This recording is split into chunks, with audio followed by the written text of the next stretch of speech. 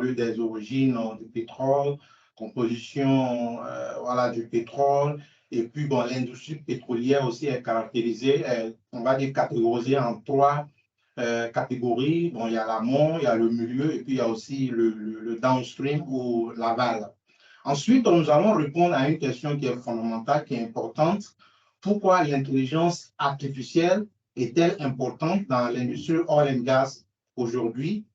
Et maintenant, le troisième et le dernier volet que nous allons aborder, c'est de parler un peu, si on a le temps, sur quelques technologies modernes qui sont utilisées aujourd'hui dans l'industrie oil and gas. Donc, ces technologies consistent entre autres l'intelligence artificielle, l'automatisation robotisée des processus, qui est le numéro 2, qui est RPA. Il y a aussi Cloud Technology, ou ce qu'on appelle Cloud Computing. Il y a les Internet, ou il y a l'Internet des objets, qui est Internet of Things. On a les jumeaux numériques. Et puis finalement, si on a le temps, on va parler un peu aussi des maintenances prédictives avant de conclure. Donc, on va commencer notre introduction par le mot pétrole, ou petroleum en anglais. Le mot petroleum, c'est un mot qui vient du latin, de deux mots qui sont combinés. Donc, il y a le petra et puis il y a oleum. Donc, on voit que le mot anglais est beaucoup plus proche à l'origine. Donc, petra, c'est la pierre ou la roche, et oleum, c'est l'huile. Donc, littéralement, ça veut dire l'huile voilà, des roches ou des pierres. Puisque le pétrole est toujours découvert dans les gisements, dans les roches sédimentaires. Alors, quelle est l'origine de ce pétrole? Donc, pour ne pas être trop long, pour simplifier les choses, il y a plusieurs théories concernant la formation du pétrole, mais la théorie la plus adoptée, la plus acceptée par la communauté scientifique aujourd'hui, c'est que le pétrole a été formé suite à la décomposition des matières organiques, c'est-à-dire des créatures marines et même terrestres qui existaient depuis longtemps, depuis des milliers d'années, des millions d'années toi-même, au fond des mers et puis sur la terre.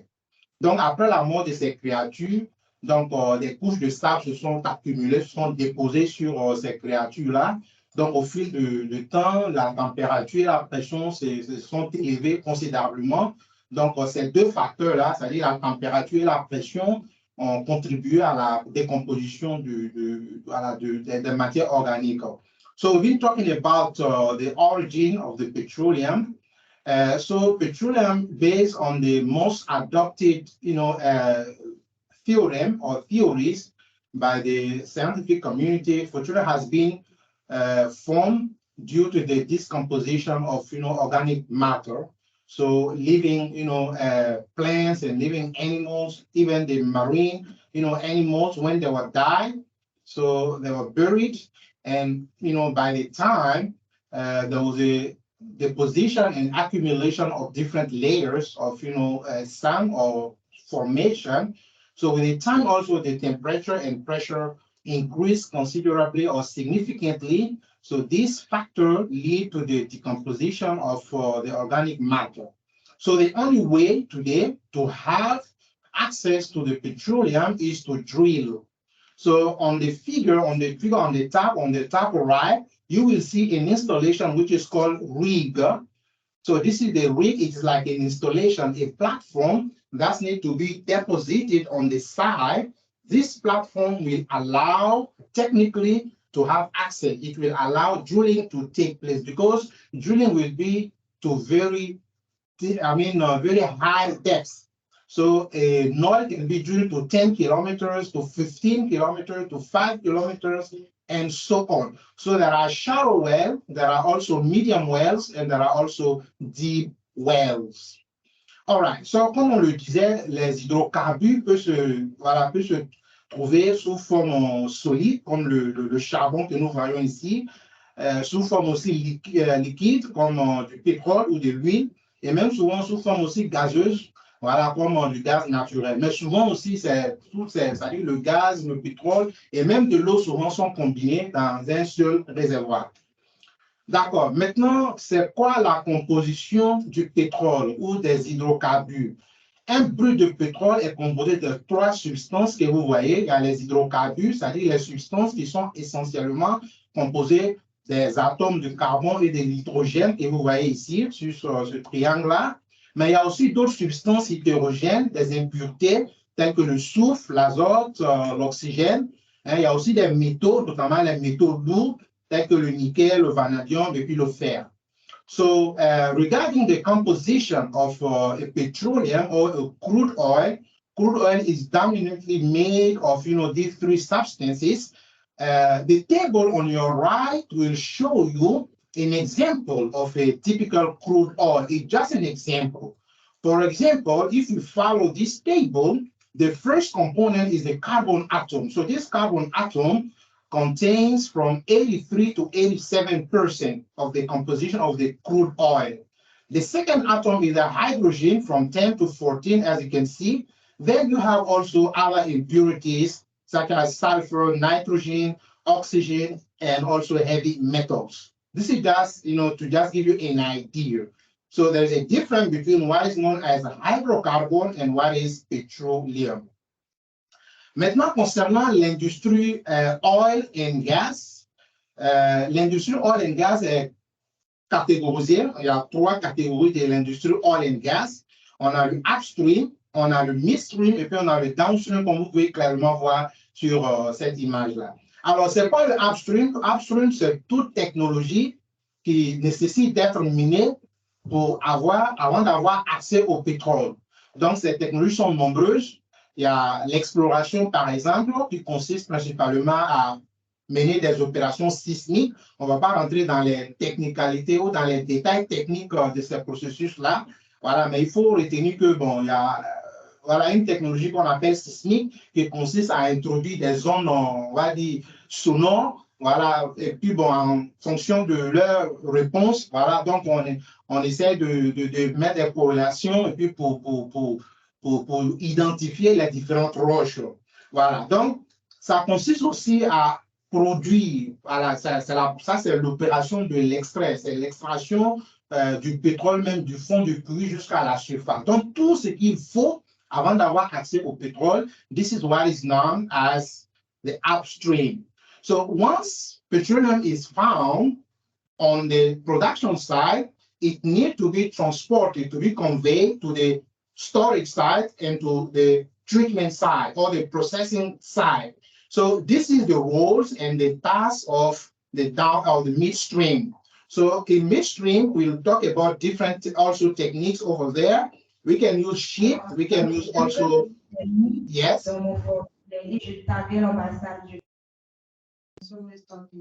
All right, okay. Is it talking to me? Oh, okay, sorry, okay. All right, so we've been talking about the midstream. So midstream consists only of two main things. It is the transportation and the storage. Donc, tout ce qui est transport, tout ce qui est stockage, c'est ça l'industrie au milieu. Maintenant, quant à l'industrie maintenant en aval, ça c'est après qu'on a le pétrole stocké, maintenant le pétrole a besoin d'être traité, d'être raffiné. Donc, on va avoir les produits finis, l'essence, du gasoil, du bitume, ainsi de suite. Donc, les raffineries et les usines qu'on appelle pétrochimie. Donc, ça, c'est la distinction entre ces trois. OK. So, let's talk a little bit about the upstream. Quand on parle de upstream ou quand on parle de l'amont pétrolier, on parle de ces cinq phases. So, in upstream, what we need to do is to discover the hydrocarbon. How can I know that hydrocarbon is found or petroleum is found in a given site or in a given place? So petroleum, the activity is extremely costly, so company will not dare come and immediately drill and try to produce. So they must have some evidence about the presence of the hydrocarbon. So this is the first step, which is the discovery step. Then the next step will be the evaluation. Après avoir découvert maintenant notre gisement, il faut procéder maintenant à la quantification de ce gisement pour avoir la quantité qui peut être produite en fait. Donc, il y a des techniques aussi pour cela. Ça, c'est l'étape numéro 2. Ensuite, there is a development. This stage consists of drilling sufficient number of wells in order to produce the petroleum from the bottom of the wells to the surface. So this is the development. Which type of well should be drilled? So water well drilling is 180 different from oil well drilling. Sont des techniques complètement différentes. Donc, ça, c'est une technologie qui est extrêmement avancée, le forage. Ensuite, il y a la production. So this consists of extracting or removing the petroleum to the surface. So we can talk about it a little bit. So after we produce what we want from a given site, from a given reservoir, there will be a time where the reservoir will decline. There will be no more economic quantity within the reservoir. So we will have to abandon the site for another site. So the abandonment must be done following some standards and some, rules. Donc, on n'abandonne pas comme ça les champs pétroliers et puis bon, se diriger. Donc, il y a des techniques aussi à faire. Donc, ça, c'est la cinquième et la dernière phase concernant le upstream. Alors, in the discovery phase, what we want to do is to just develop this cross-section, this kind of cross-section. This is a 3D map representing the different layers of the earth from the surface or from the subsea till where the hydrocarbon is deposited or are deposited, which is a reservoir. So, ça, c'est comme on voit, c'est une coupe transversale qui nous montre voilà, les différentes couches qui doivent être pénétrées lors du forage avant d'avoir accès au pétrole. Donc, ça, c'est le but principal de l'exploration. Alors, c'est quoi reservoir engineering? So, this step consists of evaluating the hydrocarbon and also to locate the optimum places or location for well drilling. For example, on this figure, as you can see, there is a bar on the right, this scale.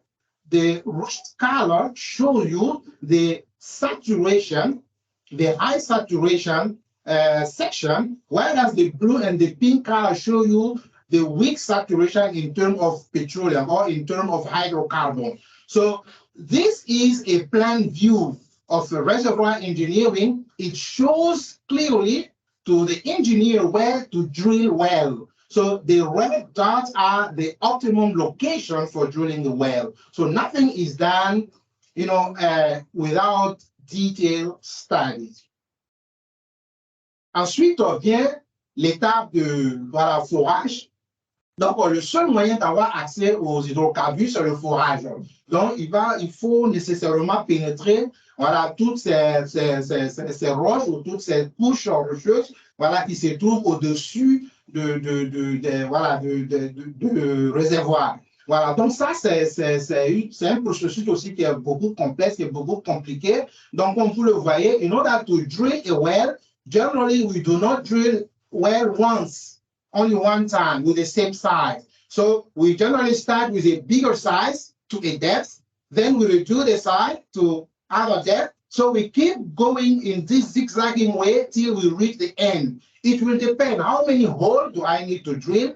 It will depend on the depth of my reservoir. And this is the job of the exploration at the beginning. So we want to know where is my reservoir, at which depth, and which are the characteristics, and so on. So we try to touch a little bit, because when we talk about the importance of artificial intelligence, on ne pourra pas comprendre ça avant de comprendre la technologie, on va dire, conventionnelle qui est là. Donc, quand on adopte IA ou l'intelligence artificielle, ça nous donne plus d'avantages. Donc, pour bien comprendre ces avantages-là, il faut avoir une idée sur la technologie qui existante depuis la nouvelle technologie. Alors, donc, la production consiste à extraire le brut, ou on va dire le pétrole, du fond du puits jusqu'à la surface. Donc, pour cela, il y a des installations qui doivent être faites, comme ces pompes qu'on appelle Saccharose pump. Voilà, donc ça, c'est juste la partie visible sur Terre, mais il y a d'autres pompes qui peuvent être installées. Ce genre de pompe ne peut pas être installée en offshore, sur mer. Voilà, donc ça, c'est juste uniquement terrestre. Donc, pour la mer, même pour les réservoirs terrestres, il y a aussi d'autres types de pompes. Il y a les pompes hydrauliques, il y a les pompes électriques. Donc, tout ça là, c'est le production engineering, en bref. Ensuite, once our reservoir is declining, which means economically is not feasible to continue producing because we will be spending much more than what we're gaining. Therefore, we need to proceed to the abandonment. This will necessitate closing the well and putting some plugs at different intervals so that the well will not become problematic after that. Donc, on aura besoin de retourner le site voilà, à être réutilisable encore. Donc, si c'est un site offshore, généralement, ces plateformes sont transformées en base militaire. Mais pour les sites sur Terre, voilà, donc on essaie de mettre des bouchons pour faire des bon, ça, c'est l'opération d'abandon. Maintenant, nous allons finir avec le upstream. Pour le midstream, comme nous l'avons dit, ça consiste à convoyer ou à transporter le brut des sites de production vers les sites de stockage et les sites de traitement. Alors, on a plusieurs techniques. On peut utiliser ces pipelines. Donc, il y a pipeline engineering qui est aussi une autre branche un peu voilà, sophistiquée. So, ça consiste on va dire, à concevoir le pipeline. To design the pipeline means to determine the appropriate thickness of the pipeline, to determine the length, and more importantly, to determine the material, the grade of material. Puisque le pétrole peut contenir des impuretés, comme nous l'avons dit, on peut avoir le H2S ou H2S, hein, qui est corrosif. Donc, ces métaux sont beaucoup impactés par la présence de ces matières corrosives-là. Donc, tout ça doit être pris en compte voilà, en concevant ces pipelines. Mais il y a aussi ces navires que vous voyez. Donc, ça, c'est généralement entre continents, par exemple, de l'Afrique, du Nigeria, de l'Algérie vers l'Europe. Généralement, ce sont ces navires-là qui sont utilisés. Donc, ces navires peuvent avoir des cargaisons qui peuvent jusqu'à 1 million de barils, hein, voire plus. Donc, à l'intérieur d'un pays, par exemple, entre des villes, donc on peut utiliser ces camions citernes, comme vous voyez. Donc, ça, c'est généralement utilisé pour les produits finis, pour le pétrole, pour le gasoil, ainsi de suite. OK. If anybody has any question, don't worry or don't hesitate to interrupt me anytime. Donc, maintenant qu'on a le pétrole, once we have the petroleum stored, we need to process it because it is a raw material. We need to have the finished product. So there are different finished products we can have from the crude oil.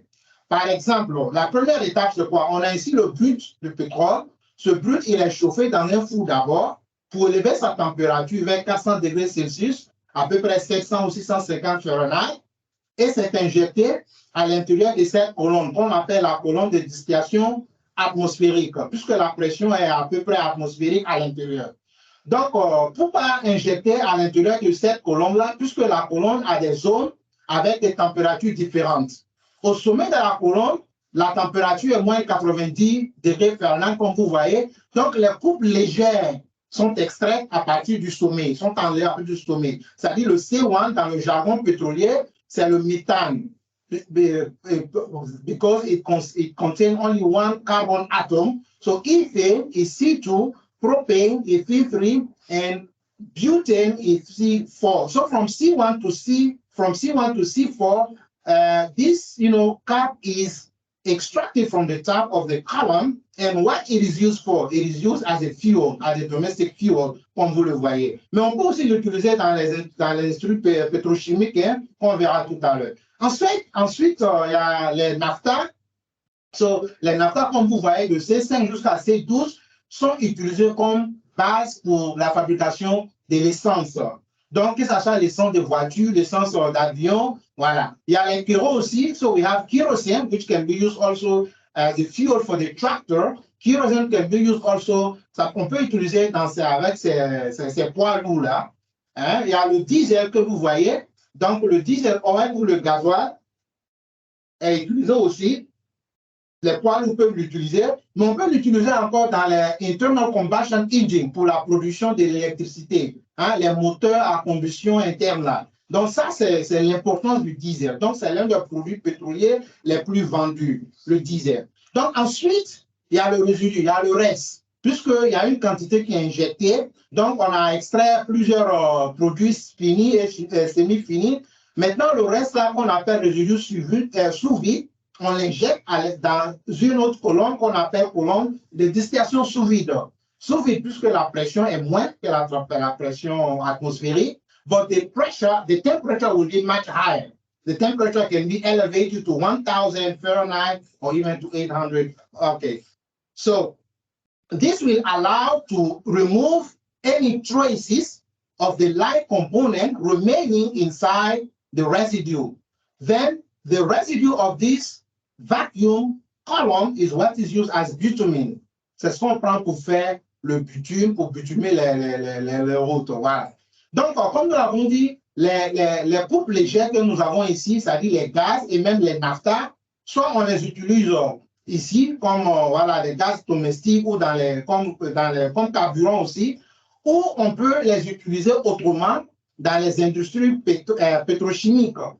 Et c'est ce que nous voyons ici. Donc, comme nous l'avons dit, avec le pétrole brut ici, on l'envoie, on l'achemine vers les raffineries qui le traitent pour avoir ces différents produits-là finis. Maintenant, le naphta, on peut le traiter encore pour avoir ces produits additionnels qu'on appelle éthylène, propylène, butane, ou on peut avoir des fournisseurs qui peuvent nous fournir ces matières-là directement. Donc, peu importe, quoi qu'il en soit, ces matières sont utilisées comme base pour les produits pétrochimiques, tels que le plastique, que vous voyez, le plastique synthétique, qui peut être utilisé pour encadrer ces écrans, ces miroirs, pour faire des raies. Mais on peut les utiliser encore comme fibres synthétiques aussi, pour ces vêtements, pour ces tentes. L'une des applications les plus importantes encore, ce sont les caoutchoucs synthétiques. Donc, pour faire les pneus, pour faire les semelles de ces chaussures-là, certaines ceintures, on peut même les utiliser pour faire des peintures, que vous voyez, des crayons, couleurs. Tout ça sont les produits pétrochimiques, voilà, rapidement. Et on peut même les utiliser encore pour faire les détergents, voyez-vous. On peut les utiliser pour faire pour autre but encore, pour faire ces plaquettes-là, pour faire des cols et même pour faire des engrais. This is very important. So now we've done with our first part and the second part. Now, why should we? Yes, madame, s'il vous plaît. J'ai une question. Oui, allez-y. Sur la phase upstream, Oui. quand on arrive à l'abandon, déjà au début, vous disiez le pétrole vient de la décomposition des matières organiques. C'est ça. Donc c'est un petit peu lié. Est-ce que cette décomposition, c'est quelque chose de continu? C'est-à-dire, oui, si un site est abandonné, est-ce qu'il y a des possibilités que dans quelques années, oui. ça se remplisse encore pour... Exactement. C'est la raison principale. Il faut procéder à ces opérations d'abandon. Il ne faut pas abandonner ça n'importe comment. Puisqu'au fil du temps, c'est-à-dire il n'y a aucun réservoir qui peut être produit à 100%. Donc, lorsqu'on a un gisement, le gisement est produit peut-être à 60%. C'est ce qu'on appelle réserve. Donc, c'est la quantité qu'on peut produire. Maintenant, il y a des résidus qui restent dans le réservoir, dans le gisement, qui, pour des raisons économiques, qui ne peuvent pas être produits. Donc, au fil du temps, lorsque le puits n'est pas bien bouchonné, c'est pas bien fermé, donc au fil des années, donc, il peut y avoir une infiltration de ces hydrocarbures-là, notamment les gaz. Les coupes légères peuvent s'infiltrer, et puis bon, le puits, l'ancien puits peut se remplir. Donc, le pétrole, l'hydrocarbure, c'est compressible. Avec le temps, ça peut créer de pression, donc souvent, ça peut même faire des explosions avec des étincelles, et même souvent avec la température. Lorsque la température varie du jour au lendemain, ça peut créer même ça veut dire que des combustions peuvent avoir lieu, donc le site peut être vraiment, puisque la source même, c'est au fond, c'est dans des profondeurs. Voyez. Donc, voilà pourquoi, selon les règlements, selon les codes, voilà, il faut procéder à ce qu'on appelle ces codes. Il faut respecter ces consignes en abandonnant un site pétrolier. Et pour compléter juste pour ma compréhension, une fois que ce site est abandonné dans les normes, mon autre question c'est que est-ce qu'il y a le processus de décomposition pour continuer dans le même sorte de remplir ce puits-là et permettre une réexploitation? Non, le gisement, l'ancien gisement a déjà des matières organiques décomposées. C'est déjà là, donc ça n'a plus besoin de continuer ce processus. Mais ce qui se passe, c'est que bon, nous sommes vivants, nous sommes sur Terre, il y a des êtres vivants, il y a des créatures marines qui sont toujours là, les arbres meurent du jour au lendemain, chaque jour. Donc, avec l'enterrement de ces matières organiques-là, donc le processus est toujours continuel. Ça continue, mais ça prend des milliers d'années. Bon, on parle quel est comme on appelle l'âge de notre planète. On parle de c'est 4,6 ou 4,7. Voilà, des milliards d'années. Donc, c'est des milliards, peut-être des générations numérotantes, peut-être sont eux qui pourront avoir la chance d'avoir ça. Et avant, le diapo plus haut, c'est au niveau de la transformation. Au niveau de la... Encore, là, on a les produits finis. Où on a les... Donc, ça, c'est le traitement. Oui, ici. Non. Ici. Oui. Voilà. D'accord. Est-ce que le niveau... non, là. L'avant. Ici. Voilà. Oui. Alors, est-ce qu'on peut faire le lien entre la capacité de production de ces produits-là et les niveaux qu'on voit ici? Je veux dire, est-ce que l'hydrocarbure gasoil diesel qui est en fond est plus polluant que celui qui est plus haut? Est-ce qu'on peut faire un lien? Oui, le plus c'est raffiné, le moins il est polluant. En fait, ça, c'est l'objectif même des raffineries, c'est de maximiser la production des coupes légères, c'est-à-dire du gaz, du naphtha. Donc, c'est beaucoup plus rentable économiquement parlant. Voilà. Donc, mais traditionnellement, avec les technologies conventionnelles, le pétrole, on l'injecte dans les fours et puis on peut avoir 10% du gaz, 20% de cette coupe, ainsi de suite. Donc, votre question est beaucoup pertinente puisque c'est AI maintenant qui intervient avec les machine learning, les deep learning, ces algorithmes sophistiqués-là, ça nous donne capacité, la possibilité d'intervenir. Moi, je veux maximiser un peu mes coupes légères. Ça dit, par exemple, l'essence est beaucoup plus cher que du gasoil, par exemple. Est-ce que je peux faire ça avec des technologies traditionnelles, conventionnelles? C'était difficile, extrêmement difficile. Mais aujourd'hui, avec IA, voilà pourquoi on veut se diriger vers les entreprises pour leur montrer la capacité de ce qu'on peut faire avec IA. Donc, tout ça, là, c'est faisable avec l'intelligence artificielle, pas seulement théoriquement, mais ça a été fait.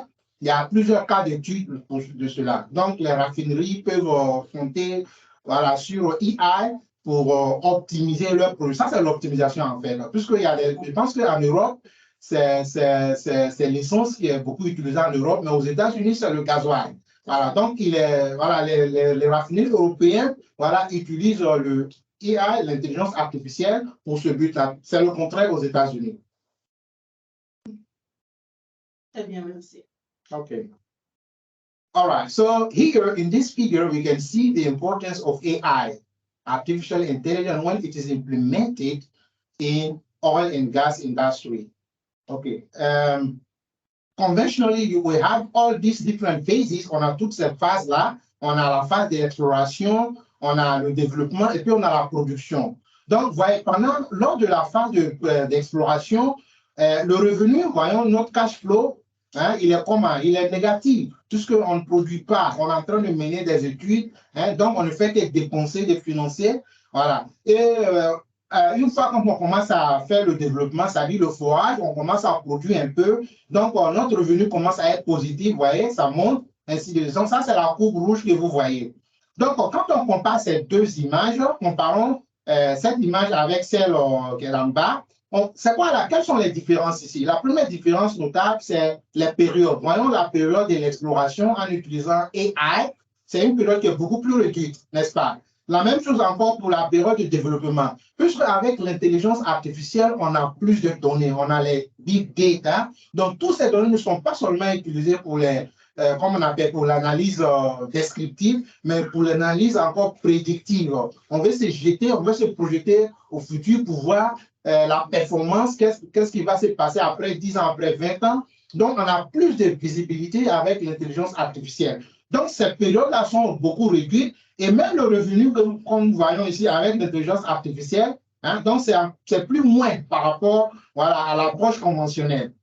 Une autre différence encore, voyons, lorsque nous commençons notre production, nous arrivons au sommet, au top de la production, voyons, un peu plus vite, plutôt en utilisant l'intelligence artificielle et ça devient plus ou moins constante, stable.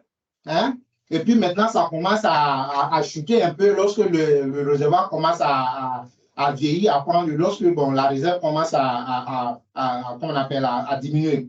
Donc, une autre différence, c'est ça. Quand on regarde cette image-là, on voit que ici, ça monte progressivement, tandis qu'avec l'intelligence artificielle, hein, c'est beaucoup plus stable. Donc, pour résumer, on peut dire, we can say that we use artificial intelligence in oil and gas to optimize our production, to minimize our costs, right? And so on. And this is the most important for the industry. Okay, rapidement, what are the companies which adopted artificial intelligence? BP, Shell, ExxonMobil, Total, Chevron, all of these big companies have adopted, and they use Microsoft, they use Google, they use, NVIDIA, all of these are their partners.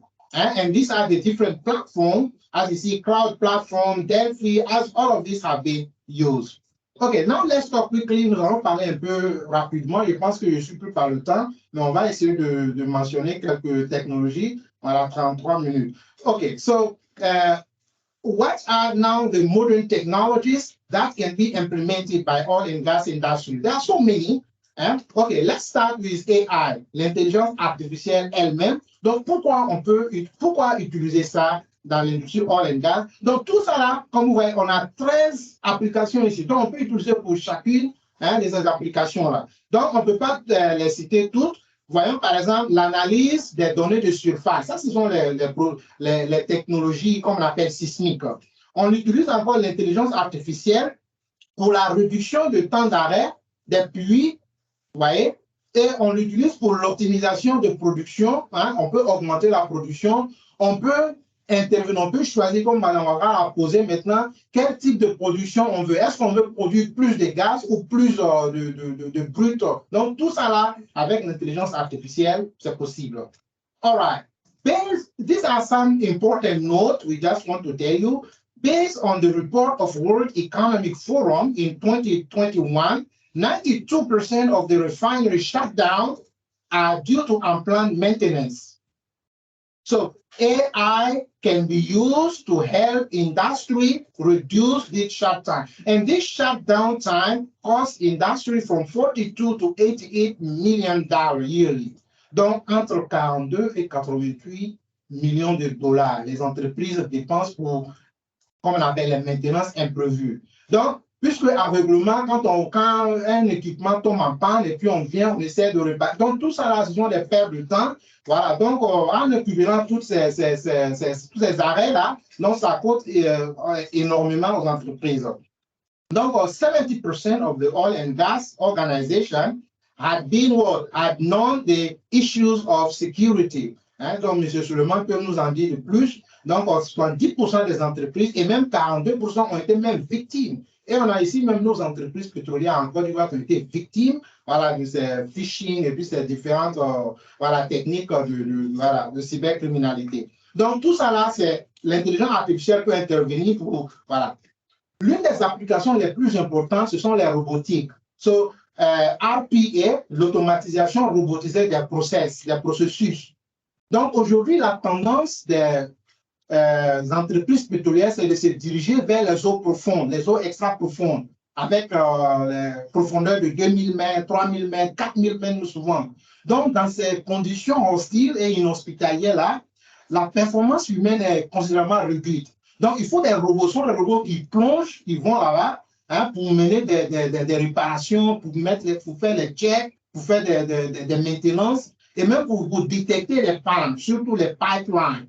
On peut utiliser les robots aussi, hein, dans une raffinerie, donc pour détecter les problèmes, les défauts des pipelines, ainsi de suite. Donc, s'il y a les réparateurs, il y a des conditions où l'être humain ne peut pas exécuter, ne peut pas le faire. Par exemple, lorsque les fours sont en marche, la température peut atteindre les 400-500 degrés. Donc, un être humain ne peut pas approcher. Donc, les robots peuvent aller intervenir pendant ces conditions inhospitalières-là. Il y a aussi les drones.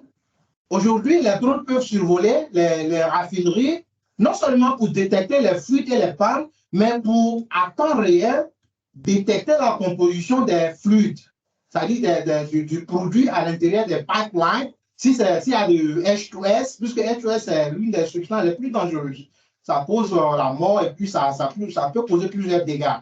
Donc, les drones peuvent être dotés, they can be equipped, this drone can be equipped today with a sophisticated sensor, ultraviolet sensor, gamma ray sensor, infrared sensor. So all of these sophisticated sensors can be equipped, can be mounted on the drone, and the drone can, go and just make, the survey to detect any. OK.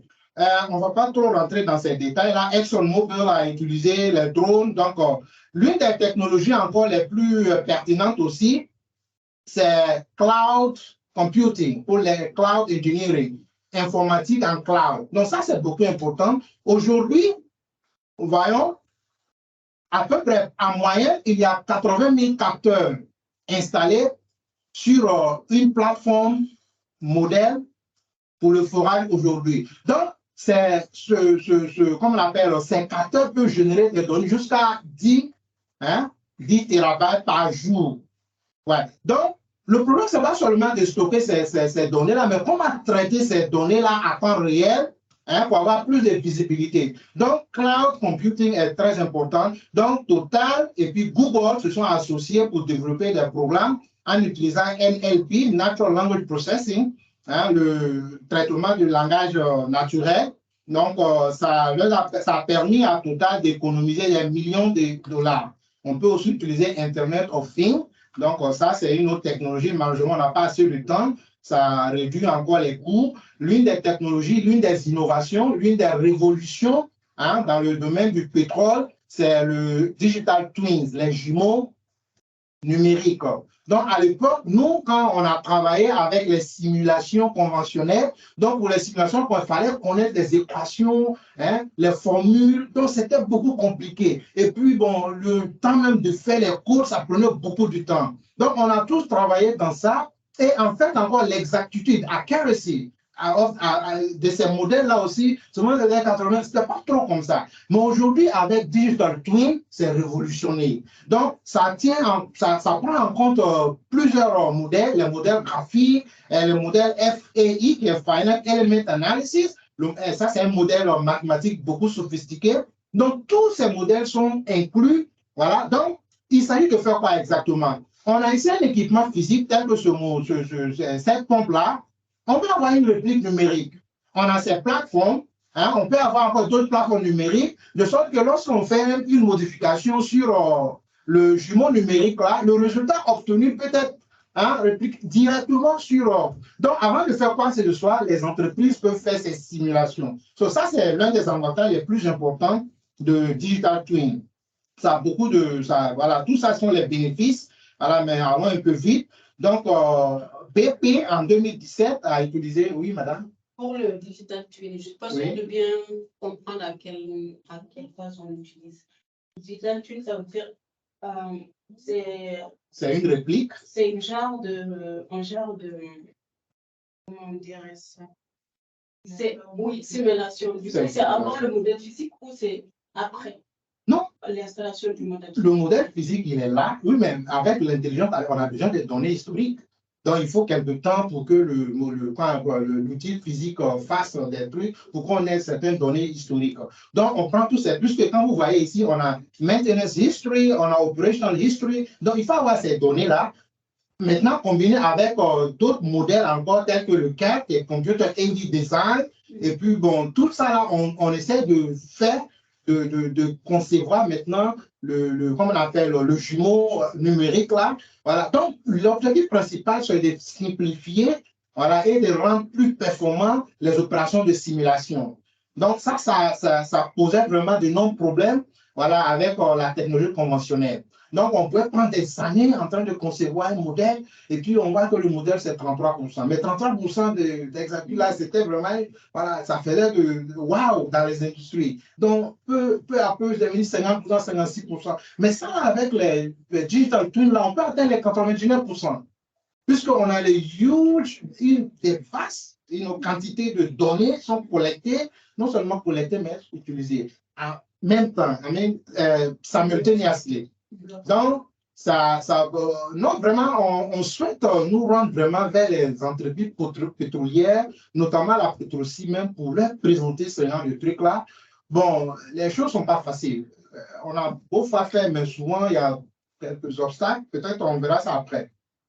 Donc, ça, c'est l'une des technologies les plus importantes utilisées. Je sais que ce n'est pas seulement dans le secteur oil and gas, mais c'est utilisé dans le manufacturing, dans la fabrication industrielle, dans l'aviation, voilà, dans l'astronomie, c'est utilisé dans tout ça.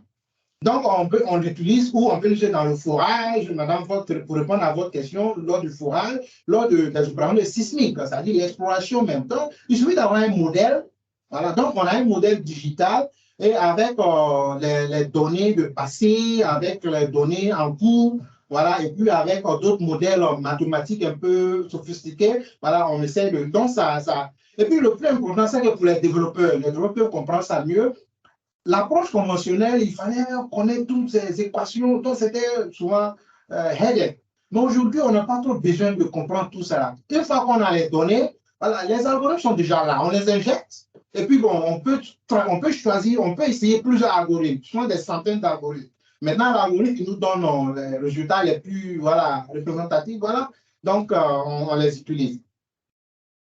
OK. Let's talk about, je sais que le temps est fini. OK, d'accord. Okay, this is the last thing we're going to say because of the time. I know you have other programs. Predictive maintenance. This is very important. L'une des problématiques des entreprises pétrolières, c'est que ces actifs-là, ces équipements sont vieillissants de 15 ans, 20 ans, et ces équipements sont beaucoup coûteux. Donc, l'idéal, ce n'est pas de les remplacer, ce n'est pas facile, c'est des millions de dollars. So, they must rely upon what is known as predictive maintenance. Mais ce n'est pas la problématique, c'est de savoir le temps approprié pour mener ces actions. Puisque elle aussi, elle est coûteuse, cette maintenance préventive là, ou prédictive là, c'est coûteux, puisqu'il faut poser aux arrêts, il faut arrêter certains équipements, tout ça là. Donc, c'est aussi coûteux pour les entreprises pétrolières. Donc, c'est là qu'interviennent maintenant les algorithmes de machine learning et deep learning. Donc, ça, it helps the oil and gas companies to, accurately determine the appropriate time of the maintenance, even if the equipment is working normally. So we have this problem here in Cote d'Ivoire. At some companies, the plant will be stopped every 5 years for the maintenance, regardless of the performance of the equipment. It's working well, it's not working, we need to stop. For the power plant, they stop it every 10 years. C'est le cas de plusieurs entreprises ici. Voilà. Donc, avec comme on appelle la maintenance prédictive, on peut éviter tout ça et puis on peut connaître avec exactitude les moments opportuns et appropriés pour mener Donc, ça aide les entreprises à économiser plus. Une entreprise qui est Repsol a utilisé maintenance prédictive. Bon, avec ça, elle a pu réduire ses maintenances imprévues 15%. Donc, ça lui a permis aussi de faire l'économie de 200 millions de dollars. Donc, ce sont des grosses sommes, 200 millions de dollars. Voilà, ce sont les chiffres utilisés en pétrole. OK, let's conclude because our time is over. Une question. Oui. Du coup, juste pour ajouter, on peut dire l'IoT qu'on a survolé rapidement et utilisé. Les objets connectés, du coup, sont utilisés. La maintenance prédictive se base sur les objets connectés. Oui, sur AI, comme on appelle ça, IoT, qui est une autre thing. C'est beaucoup utilisé sur ça. Ça, c'est basé sur les données historiques. Donc, les entreprises ont toutes ces données. Le problème, c'est que toutes ces données sont présentes dans les entreprises, mais elles ne sont pas exploitées. Voilà. Ou même si elles sont exploitées, elles sont partielles, elles ne sont pas exploitées comme il le faut. Donc, l'intelligence artificielle a besoin de toutes ces données-là. Même il y a des données qui peuvent paraître un peu, ne pas être pertinentes pour certains athlètes, mais avec l'intelligence artificielle, elle est utilisée et puis elle est prise en compte. Et puis, bon, on ne va rien perdre en fait. Donc, la maintenance, voilà, on met ça pour déterminer le temps approprié pour ces maintenances prédictives. Puisqu'avec la maintenance prédictive, si vous devez arrêter, par exemple, une centrale, peut-être à la CIP, par exemple, ça veut dire quoi? Ça veut dire qu'il n'y a pas de production, puisque sans la centrale, il n'y a pas d'énergie. Donc, si vous faites ça pendant 15 jours, if you stop your power plant, it means you as an industry, you cannot produce anymore. And this is what happened here in Cote d'Ivoire. So they stop it for 2 weeks, 3 weeks, sometimes even for 1 month. So you have no production. So some country can gain millions of dollars daily from the oil and gas. So if you stop your production for 30 days, do you imagine the amount of the loss you will have? Donc, voilà pourquoi ces technologies, on doit les présenter, on doit les exposer aux entreprises. Et puis, bon, on sait que ce n'est pas facile, mais au fil du temps, voilà, elles comprendront. So, oil and gas companies possess, as we say, you know, they are old, so they necessitate maintenance program. Artificial intelligence, machine learning, deep learning, coupled with Internet of Things. Unfortunately, we didn't talk about Internet of Things, but I think our technical team are here. They can give us also more ideas about Internet of Things. So all of these tools can help oil and gas companies. Ça leur permet d'optimiser leur programme de maintenance. Donc aujourd'hui, AI et les nouvelles technologies ont été utilisées par presque toutes les géantes. Les géantes pétrolières sont connues les 5. En termes de production, on a ExxonMobil, on a BP, Shell, Chevron, Total, et même les entreprises de services, c'est-à-dire le Schlumberger, Halliburton, Baker, Weatherford. Donc, toutes ces géantes-là, toutes ces entreprises-là ont adopté l'intelligence artificielle. Donc, elles n'adopteront pas ces technologies-là si elles ne sont pas performantes et pertinentes. Donc, elles ont adopté that to overcome several technical challenges and to save millions of dollars. Thank you so much for listening. Merci infiniment.